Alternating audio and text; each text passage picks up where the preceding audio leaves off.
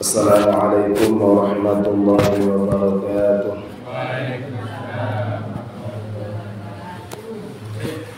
Bismillahirrahmanirrahim. Alhamdulillahirabbil alamin. Wa bihi nasta'inu ala umuri dunya waddin. Wassalatu wassalamu ala asyrafil anbiya'i wal mursalin. Sayyidina wa maulana Muhammadin wa ala alihi wa ashabihi wa dhurriyyatihi ajma'in. Qala rabbi shrah li sadri wa yassir li amri wahlul 'uqdatam min lisani yafqahu qawli. La hawla wa la quwwata illa billahi al-'aliyyil 'azim. Wa ba'du. Hadratul haramin para alim, para kiai, para ustaz, tokoh masyarakat serta sedaya para jamaah, para ibu, jamaah sunnah Islam ma'lum rahimah wa rahimahullah. Subhanallah, dalam kula kali saya masih diberkati oleh Allah Ta'ala. Sampai kembali kembali wonten ing majelis insyaallah penuh dengan iman bahagia ini. Semoga saya saged istiqomah. Semoga saya dengan sehat sehat walafiat. Dan muga berkah ngaos bisa kula dan saya selalu saya dipersekutukan dengan Allah Ta'ala. Dengan berkata sallallahu alaihi wasallam kita berikan kepada junjungan kita Nabi Muhammad sallallahu alaihi wasallam yang telah membawa kita semuanya minal zulumati ilal nur. Mudah-mudahan kita semua diakui umat beliau. Mudah-mudahan kita semua senantiasa mendapat syafaatnya beliau. Amin amin Allahumma amin. Para bapak, para ibu, para saudara yang beliau, saat ini kita masuk ke mulai membawa kita buka kajian surat Al-Fatihah dengan harapan mudah-mudahan ilmu yang akan kita kaji bersama sampai dapat ilmu yang manfaat yang barokah fi dunya wa dunya wal akhirah. Ala hadhihi wa ala niyatin salihah ala hadratin Nabi Mustafa sayyidina wa Muhammadin sallallahu alaihi wasallam wa ala alihi wa sahbihi wa azwajihi wa dhurriyyatihi ajma'in. Musnad sallallahu alaihi wasallam wa al-jilani radhiyallahu anhu wa khususana mu'allif hadha kitab al-Qur'an al-Majid Syekh al-Imam al-Alim al-'Allamah Syamsuddin Abi Abdullah Muhammad bin Qasim al-Syafi'i wa khususana jami'il awliya al-Islam fi Indonesia wa khususana mu'assisi jami'an Nahdlatul Ulama wa khususana jami'il masyayikh sendiri awalan wa akhiran wa usulihim wa fiqhihim wa khususana jami'il habib Abdullah bin Umar Rasul wa ila jami'i awliya hadhihi al-baldah وإلى جميع من عمر هذا المصلى وإلى جميع أبائنا وأمهاتنا ومشايخنا وتلاميذنا وأولادنا وذرياتنا وذوي الحقوق الواجبة علينا ولجميع المسلمين والمسلمات المؤمنين والمؤمنات بنية الدعاء والقبول شيء لله لنا وله الفاتحة. أعوذ بالله من الشيطان الرجيم. بسم الله الرحمن الرحيم. Alhamdulillahi rabbil alamin arrahmanir rahim maliki yawmiddin iyyaka na'budu wa iyyaka nasta'in ihdinas siratal mustaqim siratal ladzina an'amta 'alaihim ghairil maghdubi 'alaihim waladdallin. Rabbi ighfir li wa liwalidayya wa lil mu'minina amin.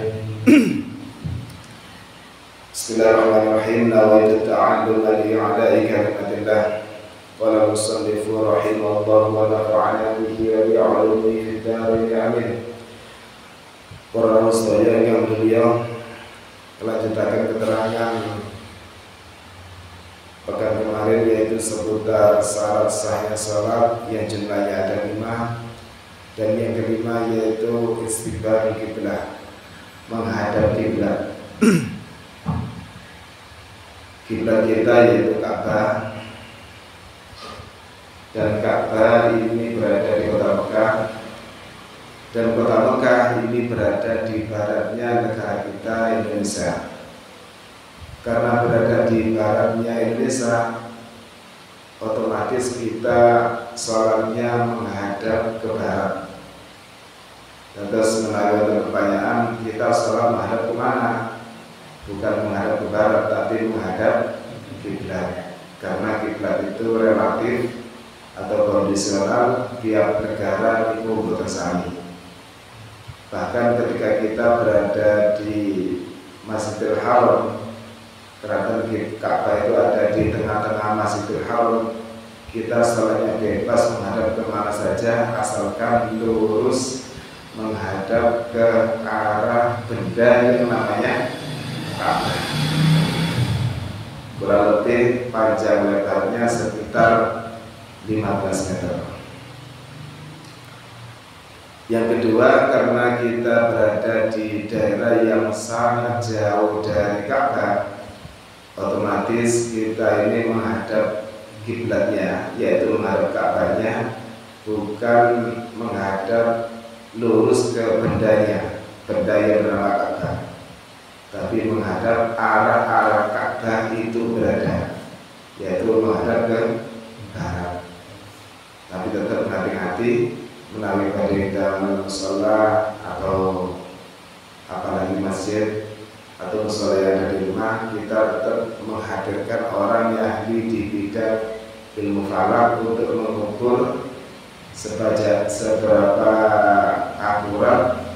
akurasi lurusnya kita atau tempat yang akan kita bangun untuk menghadap kiblat.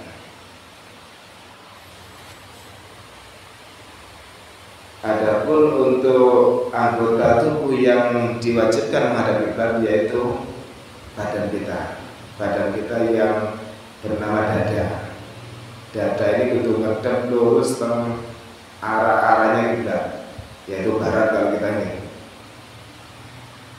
Untuk lainnya dada, kepala contohnya, niku noleh kanan kiri, itu tidak sampai membatalkan sholat, tapi hukumnya makruh.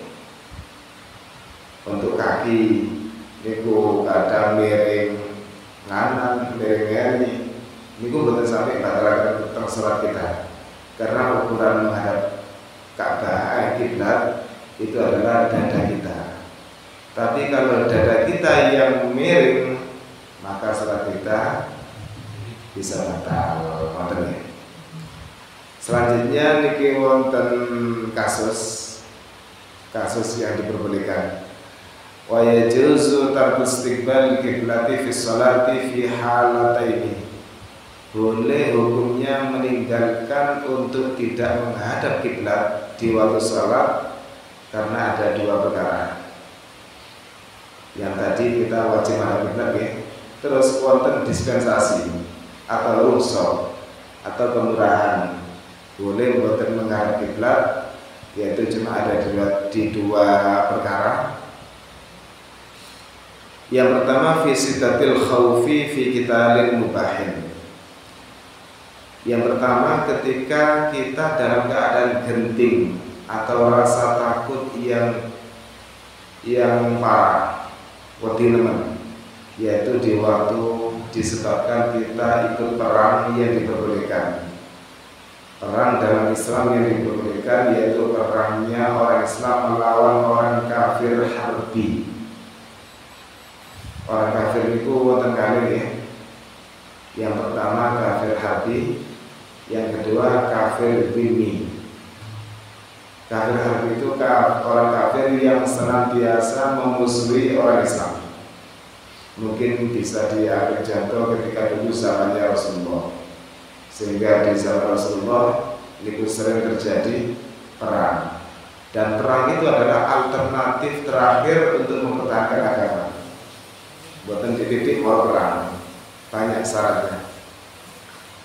Kafir harbi, orang kafir yang tidak bisa diajak damai, ngejai perang terus. Terus Islam itu punya prinsip musuh jangan dicari, kalau ketemu jalan. Atau filosofinya tawon, seberapa tawon nih? Tawon itu lek betul negara kan menang kan, tapi lek dikebras mabuk ya. Itu sama dengan orang Islam. Jadi tidak perlu mencari-cari musuh, kalau ketemu kita tidak boleh lari. Kafir harbi itu kalau sekarang bisa dicontohkan mungkin seperti negara Israel yang senantiasa menyerang Palestina. Jadi ketika perang dan tewas atau gugur dalam peperangan, maka masuk kategori mati syahid. Itu kalau lawan orang kafir harbi.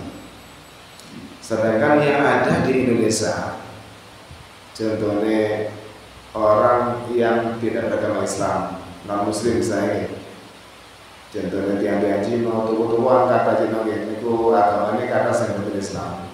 Ini betul asal diperangi. Karena niku masuk kategori kafir dhimmi, kafir yang mendapatkan perlindungan dari negara, kafir yang mengajak berdamai, hidup berdampingan dengan kita.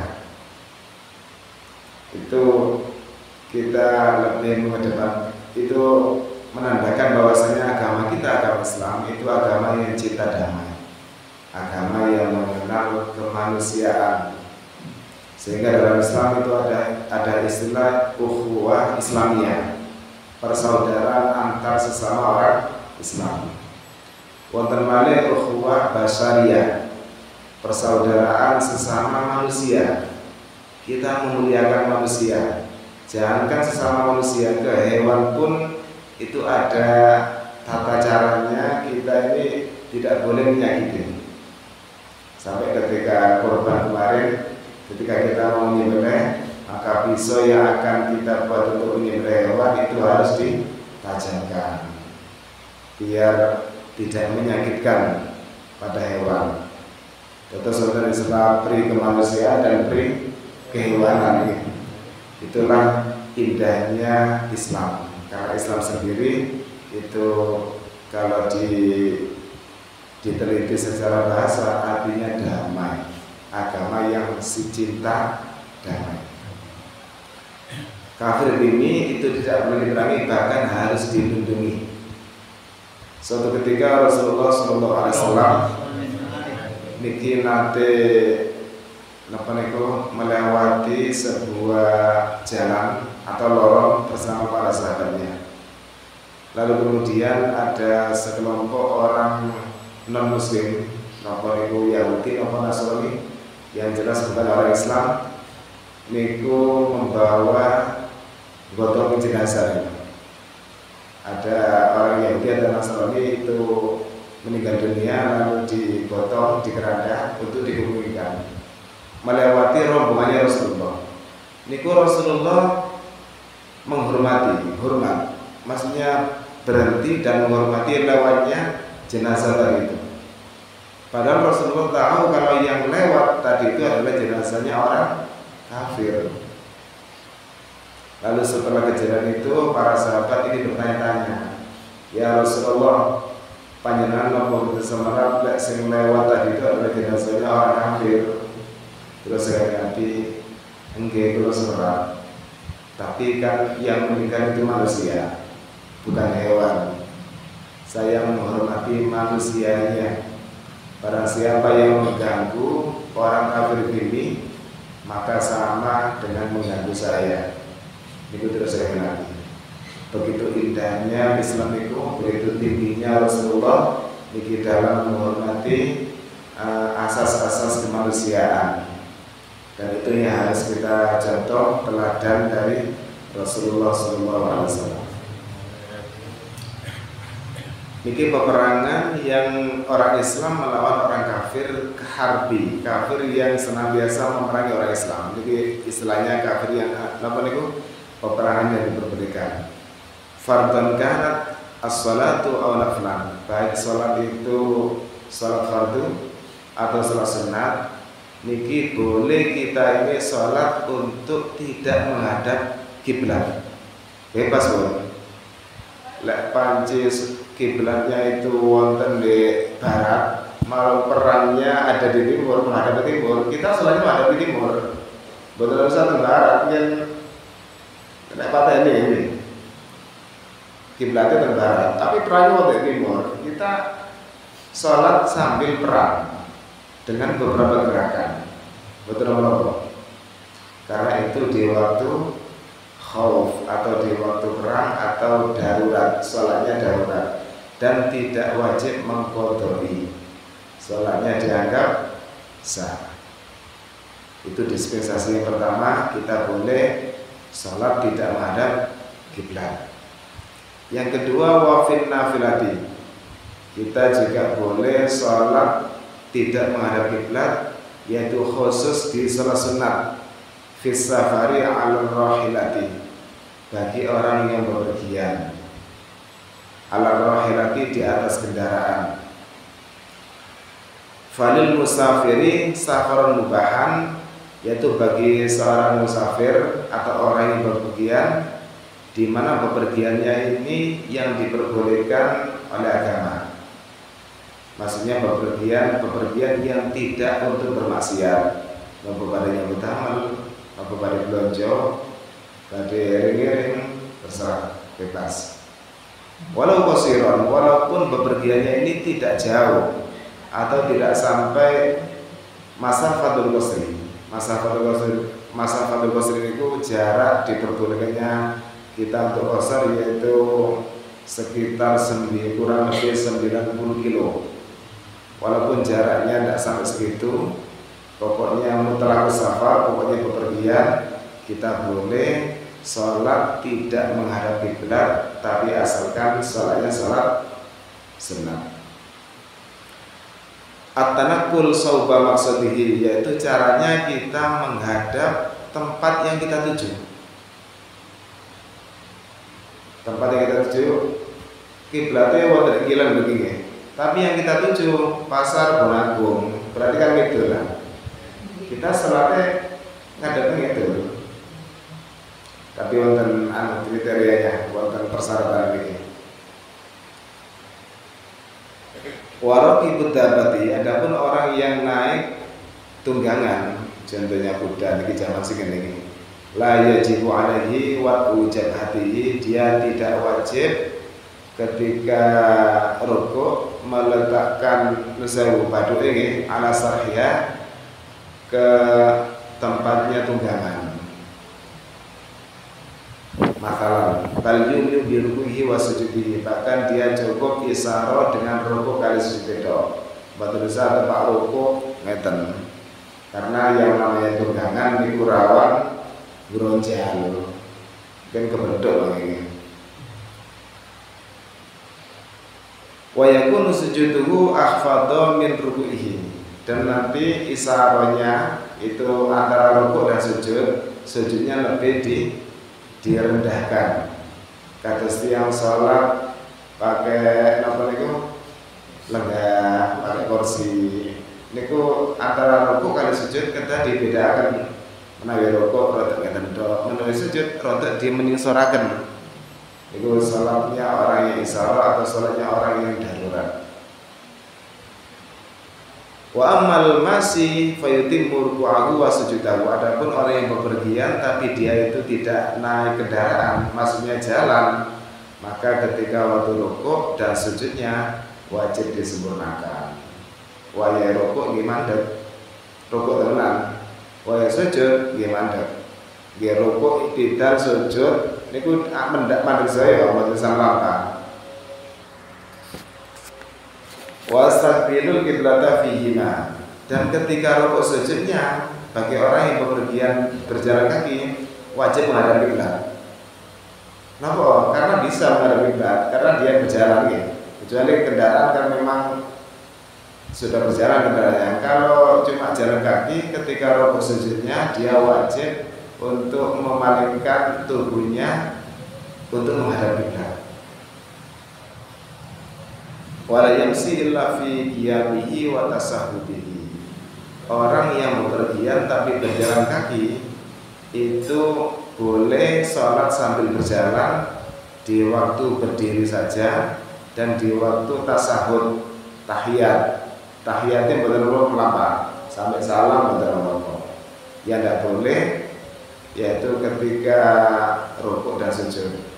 Itu kita madhab terus menghadap kiblat. Di luarnya itu tidak apa-apa sambil jalan walaupun tidak menghadap kiblat. Terus prakteknya kita senang kali ini karena khusus untuk sholat sunat, sholat wajib berasal ya. Panjenengan contohnya pingin atau istiqomah sholat duha. Tapi jenengan kesusu selak ngajar contohnya Pak Muslimin nggih. Ya waktu sholat selak telat iki. Akhirnya numpak sepeda motor mawon. Wonten di tengah-tengah perjalanan jenengan niati sholat. Usolli fardhu, usolli sunnatat duha. Alaihi lillahi ta'ala. Terserah jenengan pada sholat berapa kali tidak apa-apa. Sepanjang perjalanan jenengan niki bebas menghadap mana saja. Maksudnya menghadap arah tujuan walaupun tidak menghadap kiblat. Dan di waktu rukuk kali sujud jenengan boten usah rukuk sujud tenan, nggih jerongkok nggih. Rukuk sujudnya pakai isyarah. Bedanya ketika rukuk kali sujud itu harus dibedakan, kalau waktu sujud agak ke bawah. Nggih. Tapi khusus salat sunat nggih. Salat sunat, khusus salat sunat. Kalau salat wajib bener asal. Atau salat di pesawat. Lek melantah, nggih wong niku. Kadang pasar jenengan nggih, duha salat nang pasar. Jenengan bidal perlu pasar, asal kan tertutup auratnya. Waktu rukuk sujud nggih ngampung wae dengan ngampung teng griyane tiyang. Karena ketika salat sunat, ketika jalan kaki jenengan harus menyempurnakan rukuk sujudnya dan menghadap ke kiblat. Aslinya nggih, umpami dilampahi niku salat sunat niku 2 menit saged nggih. Niku cepet tenan. Sandar maksudnya. 5 menit itu wis suwe. 2 menit itu cekap. Mungkin saking kesusun tiang niku. Pada nyambut damel salat telat emang kadang biasa istiqomah sholat duha. Niku sholat sambil di sepeda motor boten ora bahwa asalkan boten batal wudu'e, asalkan boten buka aurate, keadaan suci. Boten apa. Tapi lek sholat wajib boten asal. Karena antara sholat sunat dan sholat wajib ini banyak sekali perbedaan. Di antaranya perbedaannya itu kalau sholat wajib selagi kuat berdiri wajib berdiri. Karena berdiri itu masuk rukunnya sholat wajib atau sholat wajib. Tapi kalau sholat sunat jangan kuat berdiri tapi malas. Betul apa? Sholat sunat sambil duduk. Tapi pahalanya dipotong 50%, separuh. Memang beda antara sholat waktu sholat berdiri kali duduk. Sholat berdiri termasuk nusemu, termasuk zikir yang terbaik itu berdiri. Qiyamah wa qu'udan wa ala junubihim. Urutan pertama zikir itu berdiri. Nomor kali duduk. Nomor 3 berbaring. Kira-kira lesson begitu. Soalnya berdiri itu kan kesel ya. Makanya ketika kita tibaan atau sholawatan ketika mahalul qiyam itu kan berdiri nih. Saking afdolnya berdiri. Dan lagi untuk menghormat raweh Kanjeng Nabi. Karena banyak orang-orang yang mukasyafah sing atine bersih niku saged ningali rawuh Kanjeng Nabi ketika kita ini tibaan ketika mahalul qiyam. Berkane sing diwasu ya Nabi salam alaika. Ya Nabi keselamatan semoga tercurah kepada panjenengan. Marhaban ya nurul ini selamat datang. Berarti kan memang menyambut kedatangannya kayak Nabi.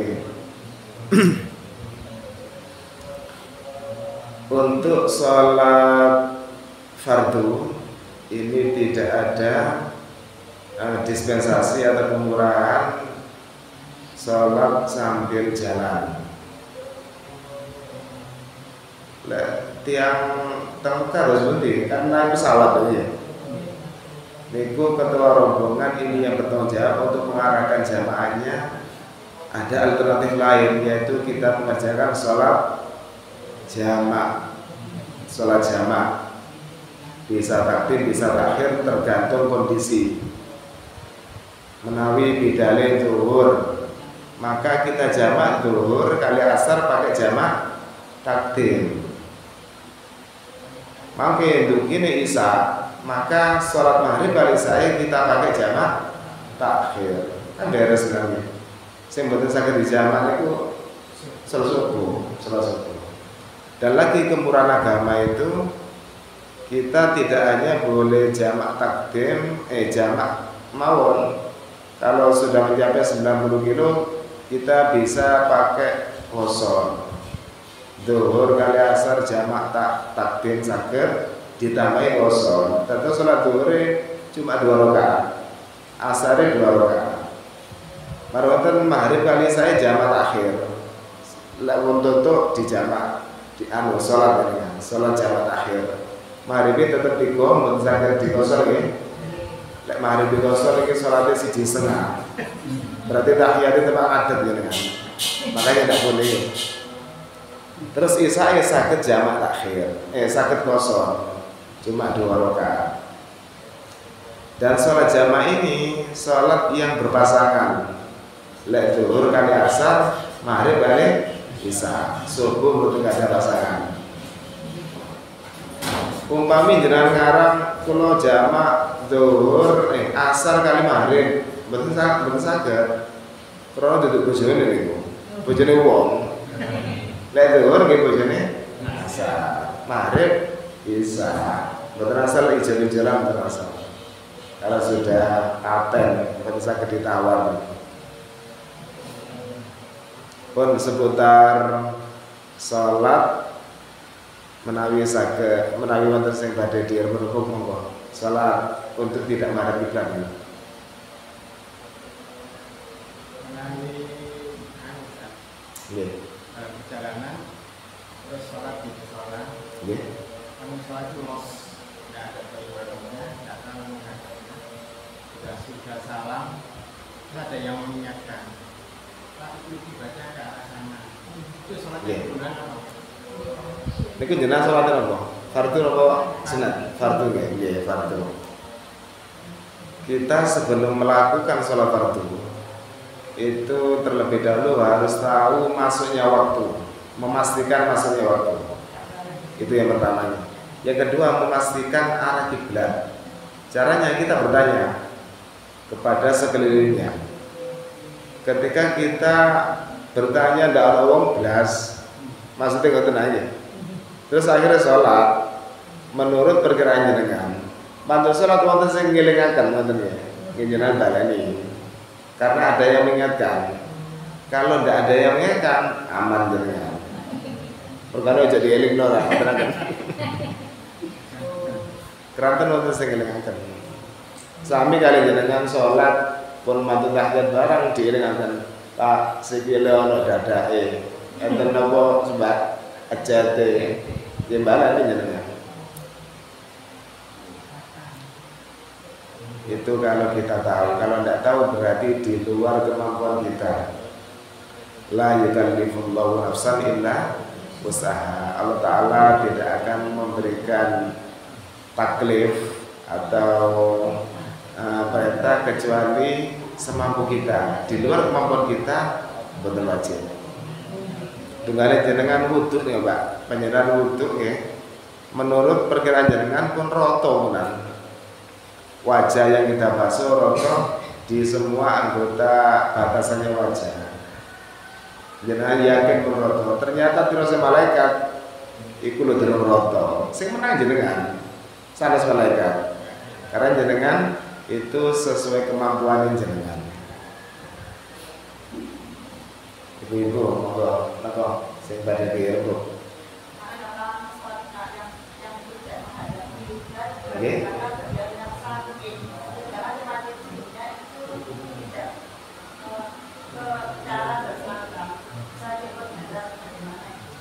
Tidak bisa dipindah. Sakit, yang sakit tapi tidak bisa dipindah tempat tidak bisa dihadapi bila tertentu. Tapi orangnya sakit dipindah. Tidak bisa juga ya. Berarti parah ya. Betul. Tapi sholatnya dihormatil waktu. Melalui mangke diparingi sehat malih kedah ngodoki. Lek boten diparingi sempat ya alias meninggal dunia boten wajib ngodoki. Salam dihormati. Sami kali yang numpak pesawat dihitung niki lek badhe dijamak boten saged niki. Umpami bedane injing ya. Ya napa jamake? Mungkin tutuke niku mata subuh. Berarti zuhur asar kira temu dina foto Amerika. Tebe berarti ini. Umpami hitungan temu kasih saged 12 jam atau 10 jam. Ini berarti teman berantaran ini. Zuhur, asar, ical, berarti jamak. Mari bisa ical sampai tutup subuh. Sagednya salat subuh dok. Ya apa niku? Ketika masuk waktu zuhur, asar jenengan sholat semampunya. Sholatnya namanya sholat dihormatin waktu. Mungkin maghrib, isya, sholat semampunya. Boten ngadepi berat maksudnya. Tapi makin jenengan qodoi. Niku ngodoi sing boten sampai haram. Ngodoi sing haram niku jenengan ngodoi sholat karena meninggalkan sholat karena malas. Kesel aku jarno tak qodoi ae. Boten asal. Walaupun diqodoi tetap dosa saya. Napa maneh boten diqodoi? Tambah dosa, tambah enggak ada utang. Terus ngodoi sendiri niku mboten asal-asalan karena darurat. Niku sing mboten apa-apa ya. Atau karena ada uzurnya sholat yang jumlahnya cuma ada 2, yaitu lupa dan apa? Sengaja. Uzurnya sholat 6 kali. Sumpah kali film ya orang malih mboten sadar. Lupa nggih mboten sadar ya. Namanya lali. Tapi tetap diqodoi dan mengqodoinya niki mboten sampai tambah dosa. Lek sing krono males tambah dosa. Dik jarno wis engko diqodho ae. Mboten asal tetap wajib sholat semampunya kita. Sampai wong mboten saged nutup aurat angsal sholat kudu nggih. Tapi kedah singitan. Kedah mboten ketinggal tiyang maksudnya. Lek mboten saged napa? Ya mboten apa ketinggal tiyang, mboten saged maneh ya napa maneh. Contohnya di tengah laut, bareng ndak duwe makan sedaya. Ya salat wong bareng niku. Dan mboten wajib qodoi lek sing niku. Sing karena ndak bisa menutup aurat niku. Monggo wonten malih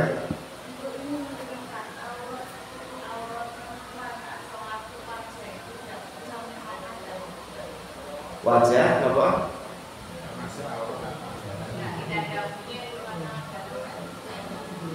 Wajah niku kedah dibuka ketika sholat. Tapi yang batuk sekiranya apa batuk bahasa Indonesia itu? Sekiranya batuk niki saged menyentuh tempat sujud. Menawi jenengan sholatnya ndamel masker mboten saged batal. Karena untuk hidung mulut niki mboten wajib menyentuh tempat sujud. Tapi kalau hidung sunat hukumnya. Jenengan wekdal sujud niku sing wajib menyentuh tempat sujud batuk. Untuk hidung sunat. Terus menawi jenengan damel masker mboten sampai batalaken salat. Wonten hadis unine lek diartosaken ngeten. Jangan ditutup mulutmu ketika sholat. Maksudnya niku mboten ditutup karo masker. Nutup maksudnya menentok niku lho. Mingkem terus, sholatnya mingkem terus. Takbir mingkem, mboten keluar suara sama sekali. Berarti dia meninggalkan rukun qauli, rukun ingkang bangsa pengucap. Padahal pengucap itu kedah keluar dari mulut, minimal bisa didengar dirinya sendiri dengan pendengaran yang normal. Nek saya budi yang budak dibaktakan, betul kerungu, mas banget betul kerungu, betul sakit atas standar, kedah sing ukuran normal. Berarti terlalu keras berarti. Kalau sekedar didengar sendiri betul saja. Lek kagetan saged ganggu teng pinggirnya. Terus niku saged haram. Saiki ngeten wonten kasus nggih. Niki biasa lek mantun salat niki pujian nek niki. Terus wonten tiyang salat terganggu orangnya. Niku sing salah sing bener iki. Sing pujian apa sing salah? Apa sing salah? Sing bener asal niku wonten tiyang salat marang-marang jenengan contohnya nyanyian di pinggir mengganggu jenengan terus saya boleh tanda tutupnya haram. Walaupun jenengan ngaji, enten tiyang salat jenengan mudhun Quran ngaji dari pinggir dibangetaken, orangnya terganggu. Jenengan mboten ganjaran oleh dosa. Tapi kalau sudah menjadi tradisi di musala, mantun sholat, wiridan, malah enten tiyang salat terganggu dia. Nggih mboten dosa jenengan karena sudah terbiasa. Waya adan marang wong salat terganggu Allah di adan iki. Salah-salah yang sing adan memang sudah menjadi kebiasaan. Itu ya harus dipilah-pilah mana yang mengganggu sing tenan, mana sing boten. Wonten malih. Ya apa itu? Ya, dagu ini termasuk perbatasan Bu. Atau tetap dilebihi.